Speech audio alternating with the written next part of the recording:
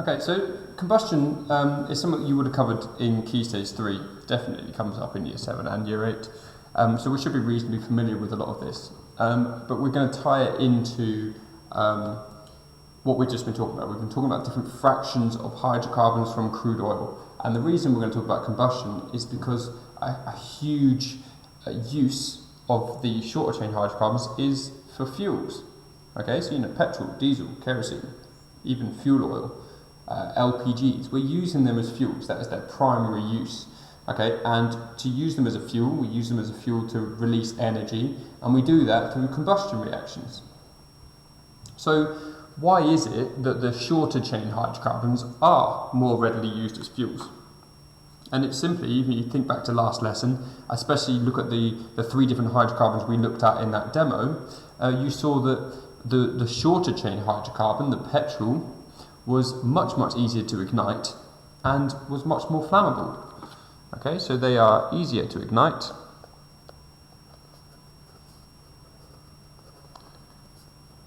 and more flammable. So naturally that makes them much more useful as fuels. So here we have a diagram of a very classic chemistry demonstration showing the two main products of combustion. Now there's a video that follows this which shows a live setup of this, a very similar setup of this. But before we talk about the diagram, I think we should talk about the actual equation. Now this is where you're going back to what you remember from Key Stage 3. So the general equation for the combustion of a hydrocarbon fuel, okay, is going to be our hydrocarbon plus oxygen. And remember, our hydrocarbon contains carbon and hydrogen only. Well, what are we going to get when the carbon reacts with oxygen? Well, we're going to get carbon dioxide. And what we're going to get when the hydrogen reacts with oxygen? Well, we're going to get water in the form of water vapor. So, hydrocarbon fuel plus oxygen gives us carbon dioxide and water, okay? Assuming that we have enough oxygen and we are therefore getting complete combustion. But we'll talk about complete and incomplete combustion when we are talking in topic 9, okay? So for now, we're assuming complete combustion, enough oxygen is getting in there, and the hydrocarbon will produce carbon dioxide and water. So here we have our fuel.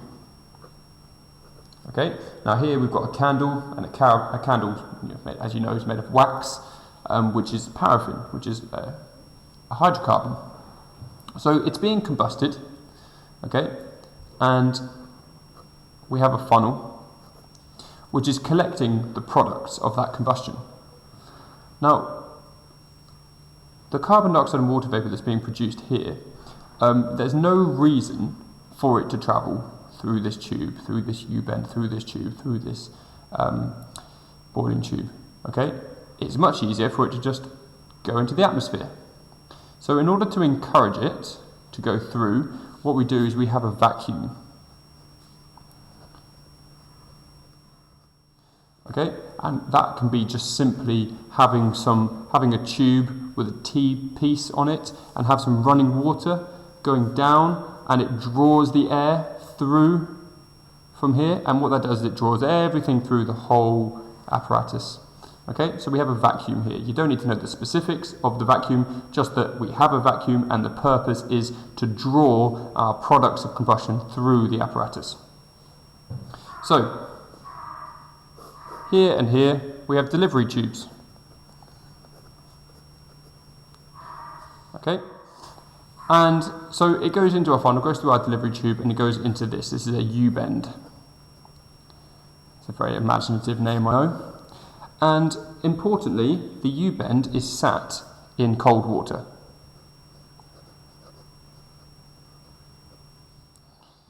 So our two products, our water vapor and our carbon dioxide, are going to go into the U-bend, and the water vapor will condense because the water vapor has a much higher boiling point than the carbon dioxide. So the carbon dioxide will remain as a gas and will continue through. So if we say that here we have carbon dioxide and water vapour travelling through, here we've only got carbon dioxide because the water vapour is going to condense here into liquid water. And what we have in here is cobalt chloride powder.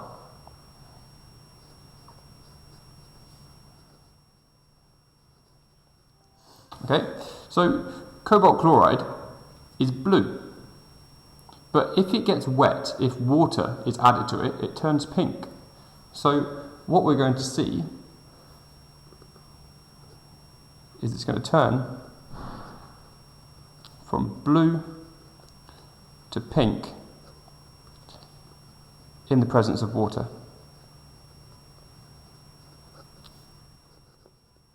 So if water is being produced, which it is, we start to see some condensation in this tube, and it will turn our cobalt chloride paper from blue to pink. Now the carbon dioxide has a much lower boiling point, so it stays as a gas. It doesn't condense here, it carries on through, and it goes through lime water. And we should recognise lime water as being the test for carbon dioxide, and if you bubble carbon dioxide through lime water, it turns cloudy.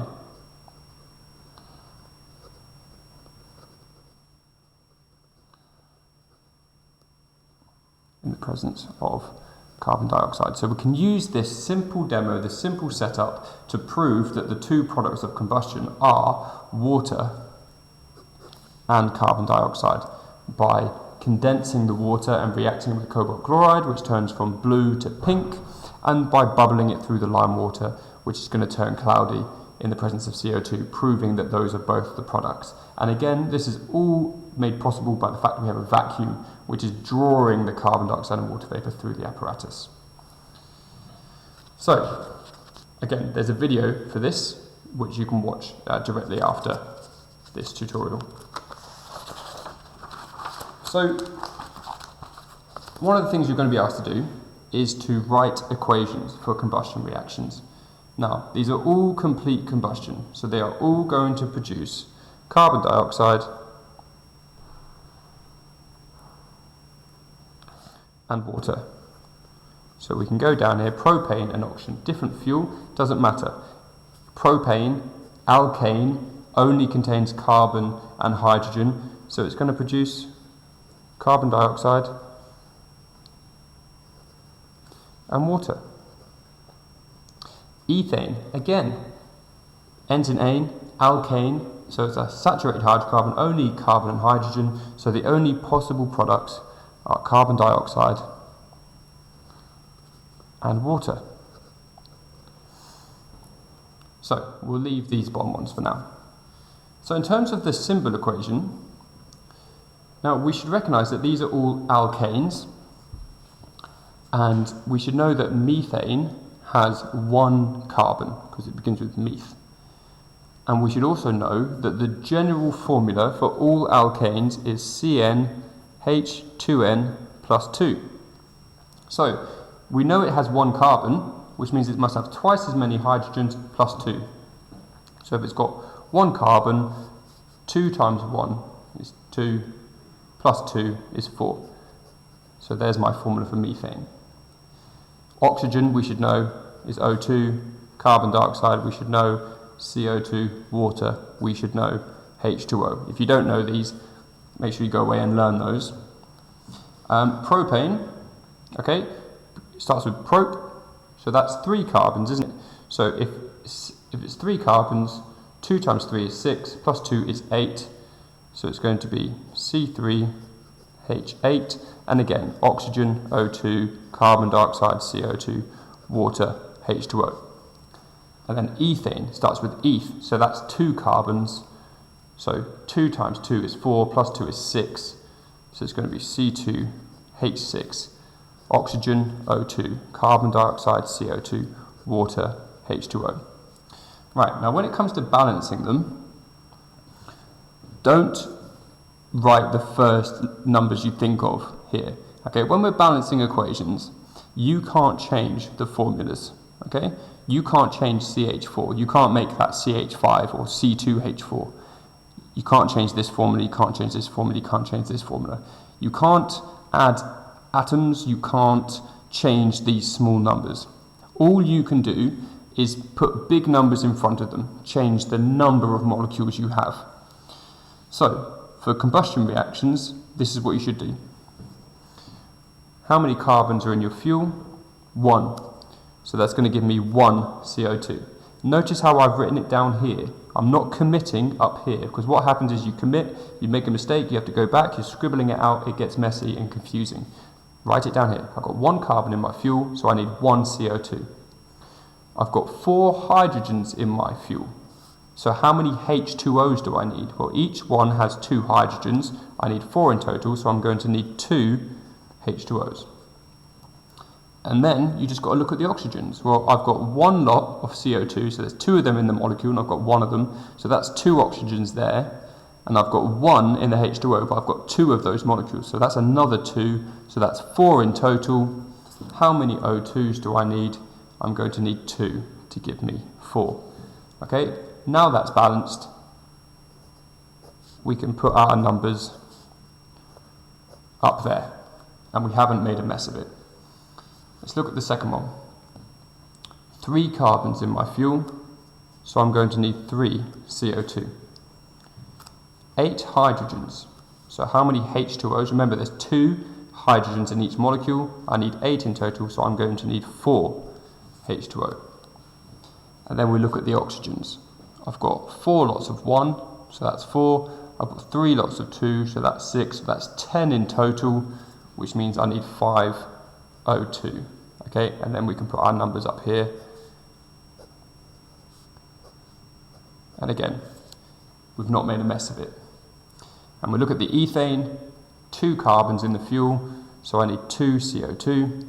6 hydrogens in the fuel, so I'm going to need 3 H2O. And then we look at how many oxygens that gives me. 2 lots of 2 is 4 plus 3, so that's 7. Okay, how many O2s give me 7? So you'll see a problem there. That doesn't divide nicely by 2, does it? 2 lots of 2 is 4, 5, 6, 7. Well, how many O2s do I need to get 7? Well, I'd need 3.5. Now, we can't have a half of an oxygen molecule, so the way we're going to fix that is we're going to double everything. So this would have been 1, and it now becomes 2. This would have been 3.5, but we double it, it becomes 7. This would have been 2, we double it, it becomes 4. This would have been 3, we double it, it becomes 6. Okay, and again, we've got all whole numbers. We've not had to cross anything out or scribble anything out. We've done all our working out underneath where it's out of the way. So these two here are slightly different. Number 1, ethanol. This is not an alkane or an alkene. In fact, it's not even a hydrocarbon. Ethanol contains an oxygen. So the formula for ethanol is C2H5OH. Now you'll notice there's nothing new here apart from that oxygen. So we're going to get the exact same products. We're still going to get carbon dioxide. We're still going to get water. So it's still going to be O2, CO2, H2O. So we can go about balancing it the same way. Still 2 carbons in my fuel, so I need 2 CO2s. I've still got 5, 6, don't forget this one here, so I've got 6 hydrogens, so I need 3 H2O. So again, that's going to give me 7 oxygens. But let's not forget, we've got 1 here already. So I actually only need another 6 oxygens, which means 3 O2 will do the trick. And we can get rid of those. Now, hydrogen can be used as a fuel. If you combust hydrogen, it releases energy. And you'll notice it only gives 1 product. Because it only contains 1 atom, it only contains hydrogen. There's no carbon, which means we're not going to get any carbon dioxide. We are just going to get water, because the hydrogen reacts with the oxygen to produce H2O. And there's no carbon, so we can't get any carbon dioxide. So hydrogen as a fuel is what we call a clean fuel, because it doesn't produce polluting gases like carbon dioxide. And again, to balance it, I've got 2 hydrogens here, I've got 2 hydrogens here, so that's balanced. I've got 2 oxygens here, but I've only got 1 over here. So I can't just put a 2 there, because that's not going to be water, that's going to be a completely different molecule. So if I want the same number of oxygens on both sides, so I have to put a 2 in front of it, which now gives me 2 lots of 2, which gives me 4 hydrogens, which means I do need to go back and increase that. But that is now all balanced. So what we're now going to look at is investigating fuels, practical, okay, where we're going to be heating up some water using different fuels to work out how much energy is being transferred by each fuel, so we can then compare them. So here we have a quick risk assessment. Okay, so the things we're going to use the alcohols to burn the fuels, and obviously we're going to heat the water. So there are 2 hazards. So that, you know, this is flammable, which is obviously something we need to be wary of, and the hot water can obviously cause burns. So, you know, how will you make it safe? So in terms of the flammability, okay, we're going to remove all paper and flammable objects.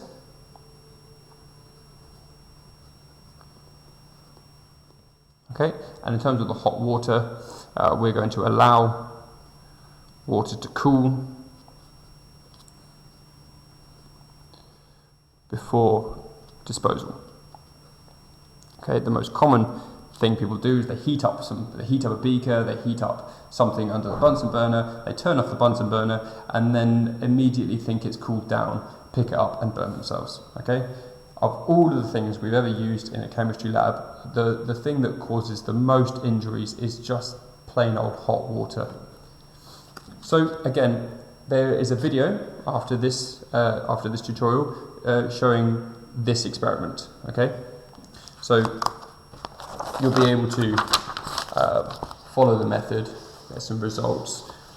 There's an example of the calculation you're going to do. Okay, again, that's in a video that comes straight after this. Once you've watched that video and you've gone through and you've followed the calculation, what I want you to do is to turn the page, and there are some questions here that I want you to answer that are based on that experiment. So make sure you watch the video for the experiment, because you're going to need that video in order to answer these questions. And then I want you to go through these questions here. And what these are example results from very similar experiments. So there are 4 case studies, so read through them. They've got different methods and therefore have different results. So don't assume they're all the same. Make sure you read through them. Okay, they give you the method, they give you the results. So there's 4 case studies you need to read. Okay, all investigating basically the same thing, but they are slightly different. And then there are some questions that you need to answer based on those case studies. Okay, so just make sure you're working through that. All of the information you should need is on the YouTube channel. If any of this doesn't make sense or you need any help, then just leave me a comment on Show My Homework and I will respond to that. And again, just make sure you're logging in on Show My Homework regularly, looking at every lesson individually, because there might be more information or different resources. Don't assume everything's going to go straight on the YouTube channel, even though most of it will. You don't want to miss out on anything. And also, we're recording sort of virtual attendance based on your interactions with these homeworks on Show My Homework. So make sure that you're logging in and you're reading the task. And then obviously you just work through the packs. Everything you should need is on Show My Homework. Everything you should need is on YouTube. If you feel like there is something that you need that I haven't put on, then just drop me a message, okay? And I'll be able to sort that out.